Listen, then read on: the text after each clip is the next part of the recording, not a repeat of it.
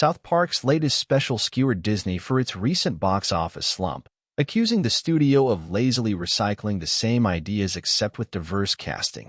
The episode particularly took aim at Lucasfilm head Kathleen Kennedy, while at the same time knocking online trolls who have piled on the executive in recent years.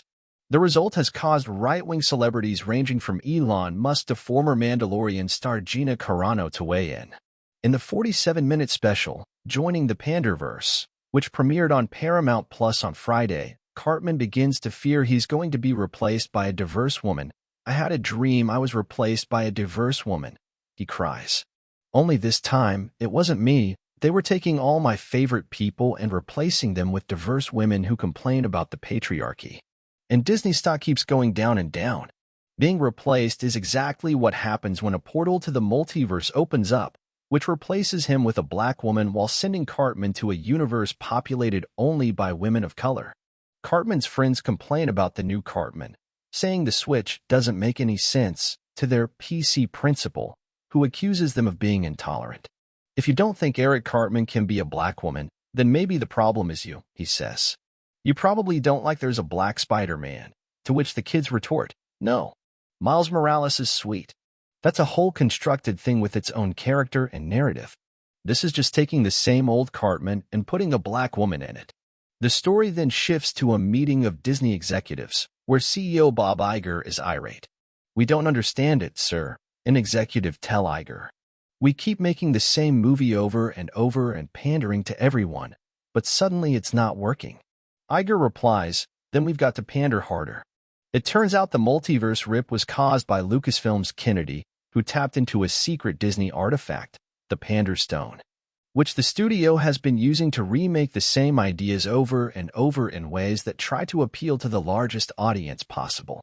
An alternate universe version of Kennedy keeps giving the same note on every franchise project: put a chick in it. Make her lame and gay.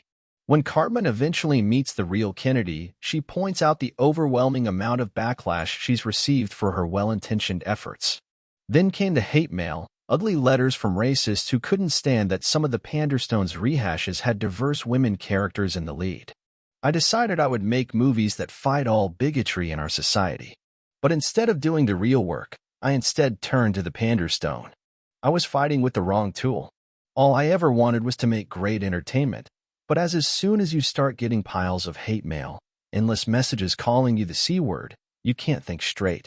I'm sorry I was so reckless with the things you love. It was just lazy." To which Cartman admits, "Well, I'm sorry I wrote all those letters. I guess just railing on woke stuff all the time is pretty lazy, too." Elon Musk posted a laughing emoji and wrote, "Timely." Carano, who was pushed out of Mandalorian in 2021 after a series of controversial online statements, used the episode as an opportunity to slam Kennedy and the Hollywood trades, writing on X, "This is the part where Kennedy demands any YouTubers get censored off of YouTube for sharing and laughing at this hilarious episode.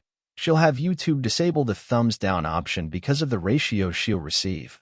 Then she'll have her publicist ghouls make sure Variety and Hollywood Reporter run hit pieces about the South Park creators and their families, smearing their names through every useful idiot she has under her thumb who would sell their soul to work for Lucasfilm. She'll activate her online mob to repeat that the South Park creators are racist, bigot, transphobes, and demand the South Park creators publicly apologize by only using words she approves of, and finally she'll demand they subject themselves to a re-education course of 45 people in the LGBTQ community Zoom call, to sit there and listen of how badly they got their feelings hurt all over a little boop of a South Park episode. But maybe, just maybe, the jig is up. It should be pointed out that it's unfair to single out Kennedy for Disney's overall box office struggles and stock decline. Lucasfilm is a subsidiary of Disney, and while Kennedy has received criticism over her handling of the Star Wars franchise in the past decade, which saw declining box office returns and plenty of behind-the-scenes creative shakeups, she's not in charge of Disney's overall slate, or considered the mastermind behind the company's so-called woke push, which has included public battles with Florida Governor Ron DeSantis over anti-LGBTQ policies, as well as more representative casting and characters across the company's various divisions.